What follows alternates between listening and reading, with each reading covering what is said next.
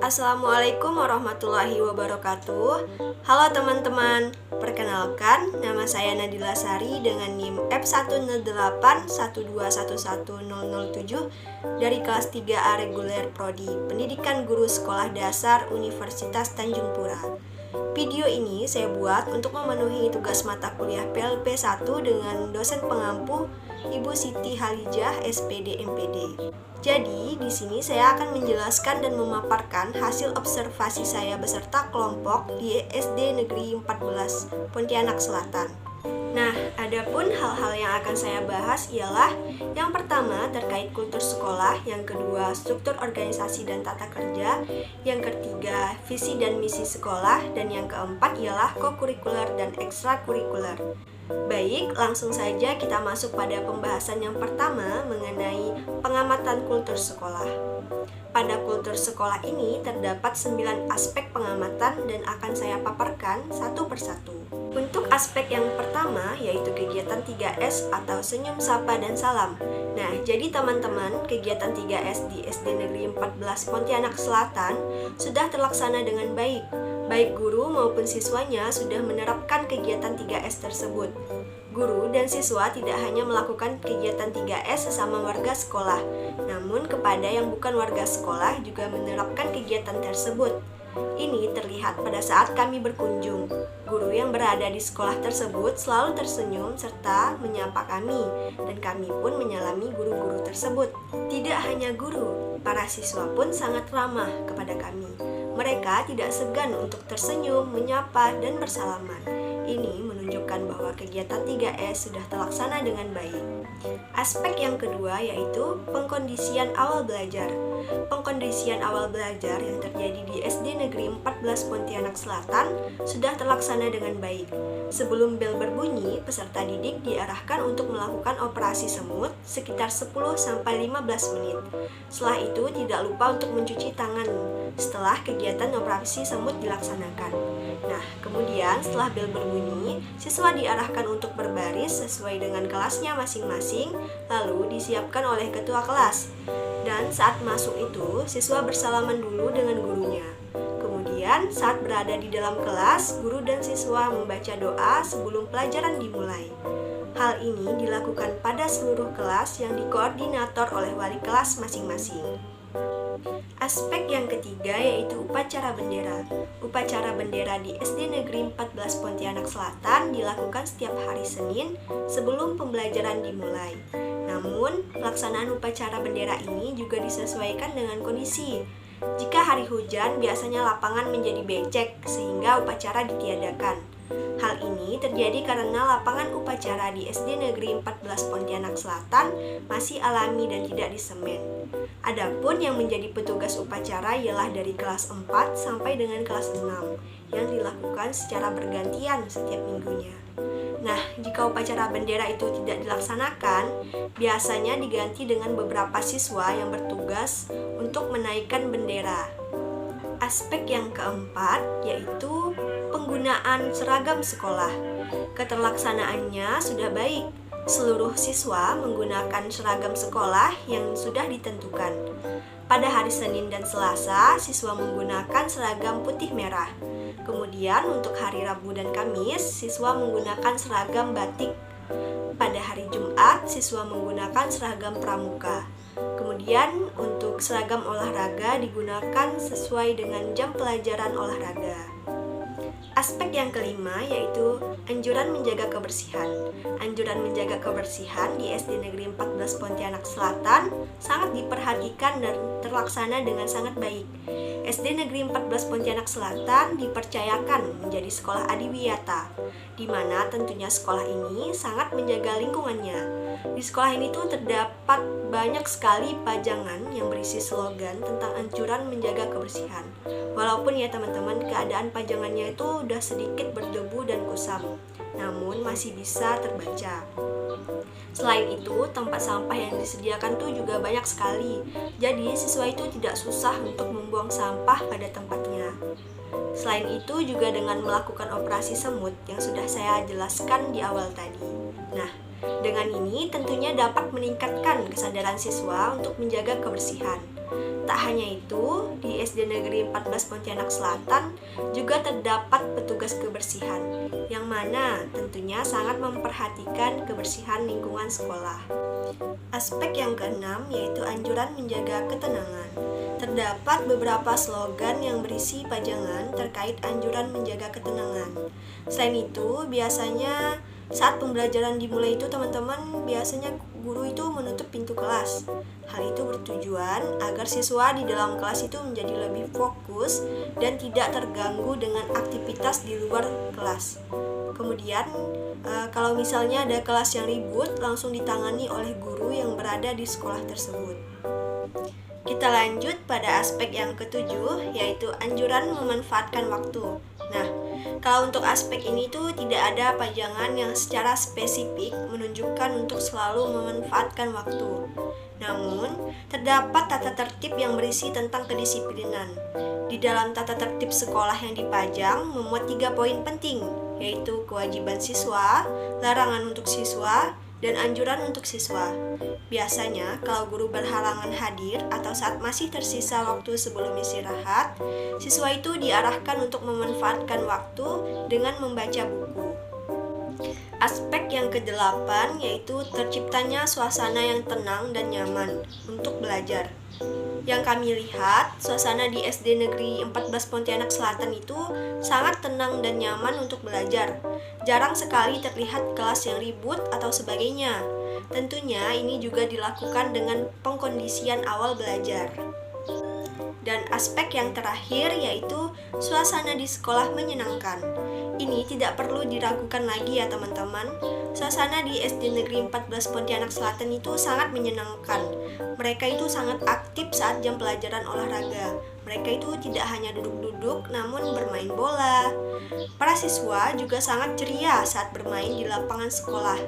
Karena lapangan di SD Negeri 14 Pontianak Selatan itu masih sangat alami, tidak bersemen sehingga aman bagi siswa untuk bermain.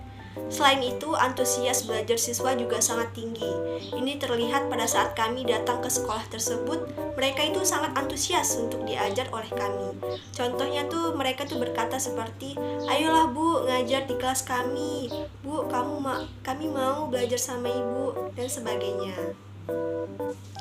Oke, yang kedua kita masuk pada pengamatan struktur organisasi dan tata kerja. Terdapat 4 aspek dan akan saya paparkan satu persatu ya teman-teman. Oke, langsung saja kita masuk untuk aspek yang pertama yaitu struktur organisasi sekolah jelas terpajang disertai nama dan juga foto. Keterlaksanaannya itu baik, di mana struktur organisasi sekolah jelas terpajang di ruang kepala sekolah disertai nama dan foto. Nah, bisa teman-teman lihat struktur organisasinya. Lanjut, aspek yang kedua yaitu struktur organisasi sekolah sesuai jabatan yang berlaku saat ini. Nah, ini sayangnya struktur organisasi sekolah yang terpajang itu teman-teman merupakan struktur organisasi yang lama. Namun, menurut narasumber, struktur organisasi yang baru itu sedang dalam proses pemesanan, sehingga struktur organisasi yang lama itu belum diganti. Nah, dapat teman-teman lihat ini merupakan perbedaan struktur organisasi yang lama dan yang baru. Aspek yang ketiga yaitu struktur organisasi sekolah terurai rinci sampai pada siswa. Ini sudah jelas ya teman-teman, bahwa struktur organisasi yang terpajang itu tidak hanya memuat kepala sekolah dan guru, namun juga terurai rinci sampai pada siswa. Aspek yang terakhir yaitu struktur organisasi sekolah juga memuat tata usaha atau kerja. Nah, struktur organisasi yang terpajang itu teman-teman tidak memuat tata usaha atau kerja. Namun, pada struktur organisasi yang baru tapi belum terpajang itu memuat tata usaha. Pengamatan yang ketiga yaitu mengenai visi dan misi. Terdapat 2 aspek pada pengamatan ini. Aspek yang pertama yaitu ada visi dan misi sekolah. Di SD Negeri 14 Pontianak Selatan terdapat visi dan misi sekolah yang dimuat dalam banner. Di banner tersebut selain memuat visi dan misi juga memuat tujuan dari sekolah tersebut. Aspek yang kedua yaitu ada pemaparan visi dan misi sekolah di beberapa tempat. Keterlaksanaannya sudah baik. Pemaparan visi dan misi sekolah terdapat pada ruang kepala sekolah, di depan ruang guru, serta di depan kelas. Namun teman-teman, kondisi visi dan misi yang terpajang di ruang kepala sekolah itu sudah tidak terlihat dengan jelas lagi karena ditulis menggunakan spidol dan warnanya itu sudah pudar. Untuk visi dan misi yang terpajang di depan ruang guru, kondisinya juga sedikit kurang baik karena ada satu bagian yang terlepas, namun masih bisa terlihat dan terbaca. Nah, begitu juga dengan visi dan misi yang terpajang di depan kelas. Keadaannya itu sudah sangat tidak baik. Kedua bagian banner itu terlepas sehingga seluruh visi dan misi itu tidak terlihat. Selain dimuat di dalam banner, visi dan misi itu juga dimuat di dalam bingkai. Itu berada di depan kelas ya. Namun isinya itu tidak sama seperti visi dan misi yang berada di depan ruang guru. Kemungkinan ya itu merupakan visi dan misi sekolah yang lama. Pengamatan yang terakhir yaitu mengenai aspek kokurikuler dan ekstrakurikuler. Aspek yang pertama yaitu ada kegiatan kokurikuler yang terprogram dari sekolah. Untuk kegiatan kokurikulernya itu dulu pernah ada seperti kunjungan ke PT Indofood dan juga museum. Namun untuk sekarang kegiatan tersebut itu tidak ada lagi. Karena apa? Karena itu terhambat di dana. Sekolah itu tidak boleh memungut uang dari siswa. Dana BOS juga tidak boleh digunakan untuk sembarang kegiatan, serta tidak ada alokasi dana dari dinas. Namun untuk kegiatan kokurikuler seperti kelas tambahan bagi kelas 6 yang akan menghadapi ujian itu masih berjalan hingga sekarang. Aspek yang kedua yaitu ada kegiatan ekstrakurikuler yang terprogram dari sekolah. Kegiatan ekstrakurikuler di SD Negeri 14 Pontianak Selatan sudah terprogram. Namun selama pandemi COVID-19 hingga saat ini, kegiatan ekstrakurikuler itu masih belum aktif lagi karena sekolah itu masih waspada terhadap COVID-19. Ekstrakurikuler yang ada di SD Negeri 14 Pontianak Selatan itu ialah pramuka dan juga karate. Aspek yang ketiga yaitu ada jadwal kegiatan kokurikuler. Untuk jadwal kegiatan kokurikuler seperti kunjungan itu kan memang sudah tidak ada lagi. Namun untuk kegiatan kokurikuler seperti kelas tambahan bagi kelas 6 itu masih terjadwal. Sebelum pandemi COVID-19 itu, kelas tambahan dilaksanakan setelah pulang sekolah hingga pukul 15.00 waktu Indonesia Barat. Untuk sekarang, kelas tambahan itu dilaksanakan setelah pulang sekolah hingga pukul 13.00 waktu Indonesia Barat. Jadwal kelas tambahan ini tuh tidak ditulis dalam bentuk fisik ya teman-teman, namun hanya disampaikan secara lisan oleh wali kelas 6. Aspek yang keempat yaitu mengenai ada jadwal kegiatan ekstrakurikuler. Di SD Negeri 14 Pontianak Selatan terdapat jadwal kegiatan ekstrakurikuler seperti pramuka dan karate. Pramuka itu dilaksanakan setiap hari Jumat dari pukul 9 waktu Indonesia Barat sampai pukul 10:30 waktu Indonesia Barat. Sedangkan untuk karate itu dilaksanakan hanya ketika akan mengikuti lomba. Namun kembali lagi, kegiatan tersebut itu masih belum aktif dari pandemi COVID-19 hingga sekarang. Aspek yang kelima yaitu ada pembinaan kokurikuler dan ekstrakurikuler secara terprogram. Nah, untuk aspek ini tuh keterlaksanaannya masih belum baik. Karena apa? Karena untuk kegiatan kokurikuler seperti kunjungan itu kan sudah tidak ada lagi. Dan untuk kelas tambahan itu masih berjalan. Sedangkan untuk kegiatan ekstrakurikuler itu masih belum berjalan sampai sekarang. Sehingga tidak ada pembinaan baik itu dari kokurikuler maupun ekstrakurikuler. Aspek yang keenam yaitu setiap guru menjadi pembina kokurikuler dan ekstrakurikuler.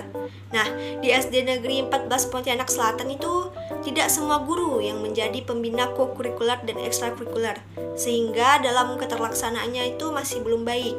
Untuk kegiatan kokurikuler, kelas tambahan itu dikoordinator oleh wali kelas 6 yaitu Ibu Haji Hoirul Bariah SPD.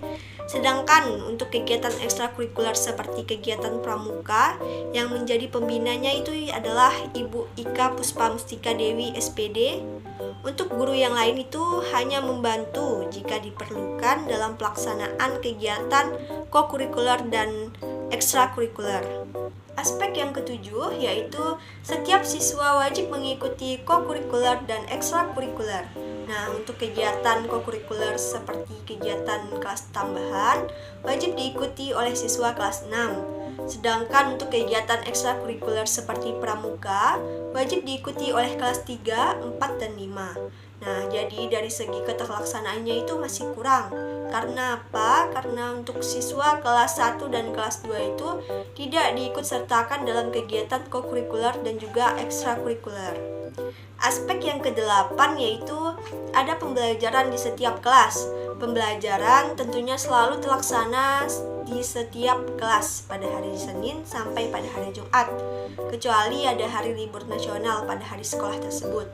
Ataupun jika guru kelasnya berhalangan hadir, biasanya akan digantikan dengan guru yang berada di sekolah tersebut, sehingga pembelajaran itu akan tetap terlaksana dan berjalan. Dan aspek yang terakhir adalah ada jadwal pembelajaran tambahan. Keterlaksanaannya itu baik. Terdapat kelas tambahan bagi kelas 6 yang dikoordinator oleh Ibu Bariah. Pembelajaran tambahan itu dilakukan dari semester 1 hingga semester 2 bagi kelas 6. Nah, itu dia teman-teman merupakan hasil dari observasi saya dan kelompok di SD Negeri 14 Pontianak Selatan. Baik itu yang terkait dengan kultur sekolah, struktur organisasi dan tata kerja, visi dan misi sekolah, serta kokurikuler dan ekstrakurikuler. Adapun manfaat yang saya dapat baik saat melakukan observasi atau setelah melakukan observasi ialah yang pertama, saya bisa berinteraksi langsung dengan siswa dan juga guru. Yang kedua, saya bisa mengetahui lingkungan sekolah dasar yang sesungguhnya sebelum saya nantinya benar-benar terjun untuk menjadi seorang guru. Yang ketiga, saya bisa belajar bahwa untuk menciptakan suasana belajar yang nyaman itu harus dimulai dari gurunya serta dari lingkungan sekolahnya. Kemudian saya juga bisa mendapatkan hasil observasi yang bisa saya gunakan untuk mengerjakan laporan PLP saya. Dan yang terakhir, saya juga bisa menambah wawasan dan pengetahuan yang sangat berharga. Baik teman-teman, mungkin hanya itu yang bisa saya jelaskan dan saya paparkan. Semoga apa yang saya sampaikan ini bisa bermanfaat bagi kita semua.